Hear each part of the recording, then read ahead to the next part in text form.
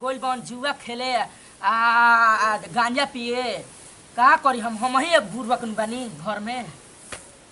का करी मार है के हाय हाय कर ऐसन कोई हन भैंस सिंह लगल चश्मो टूट देलस हमार का है भैया अरे गइया खिया दे न हो तू सर कहाँ गई रह खजी खोपा अभी लग खाची ले का अभी गोत भैंस के ता गोत अरे खिया दे तो घर जते का तू ही चल बा फुकौरा मारत